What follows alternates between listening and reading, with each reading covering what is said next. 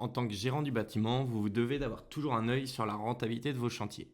Donc pour ce faire, sur suivichantier.com, on a un onglet dédié. Vous allez dans chantier ici, vous êtes dans le détail, vous passez sur tableau, et sur tableau, on va pouvoir venir filtrer par marge horaire ou bien marge financière en cliquant comme ceci. Donc moi, je vais venir filtrer par statut, terminé. Et là, j'ai tout simplement un récap sans avoir à aller dans le détail de chaque chantier, de la marge par chantier. Ici, c'est ma marge financière, mon pourcentage de marge, le total des charges qui comprend la main-d'œuvre, les achats et la sous-traitance, et le montant vendu de mon chantier. Si j'ai besoin de rentrer dans le détail, je vais pouvoir simplement cliquer dessus et j'arrive dans le détail de mon chantier. Donc je vois montant vendu 32 000 euros, 17 000 euros de coût de main-d'œuvre. Ce coût de main-d'œuvre remonte automatiquement en fonction des heures travaillées de mes salariés et de leur taux horaire à chacun. Donc pour ce faire, je peux aller dans le détail de mes heures. Là, j'ai toutes les heures qui sont liées à ce chantier. Là, je vois Alexis Barré. Il a travaillé 7 heures, ce qui m'a coûté 448 euros en fonction de son taux horaire. Si vous voulez régler les taux horaires de vos ouvriers, de vos salariés, vous allez dans Équipe. Ici, potentiellement, donc Dylan, je peux modifier. Et là, j'ai son taux horaire, il est à 35 euros de l'heure. On indique ici le taux horaire chargé, donc ce que ça vous coûte réellement à l'entreprise pour chaque heure travaillée de ce salarié. On va retourner dans mes chantiers.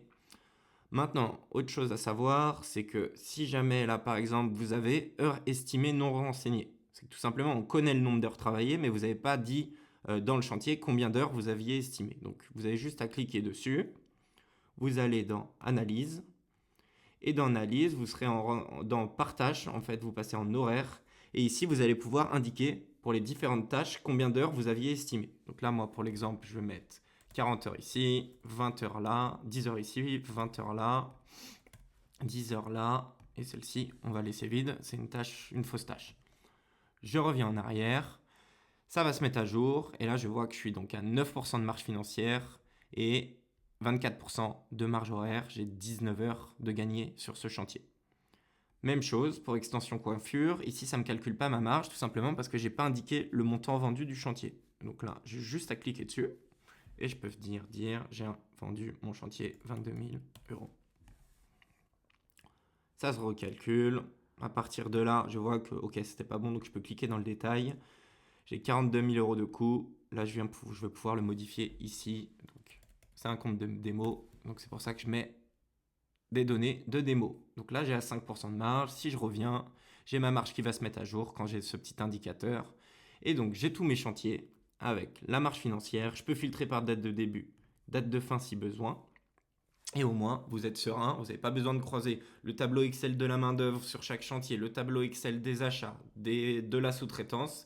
Il y a tout qui se met à jour automatiquement. Et pas besoin d'attendre également le point avec le comptable à la fin de l'année pour savoir si on est rentable ou pas. Vous allez pouvoir avoir toutes les données pour ajuster le plus rapidement possible vos différents chantiers.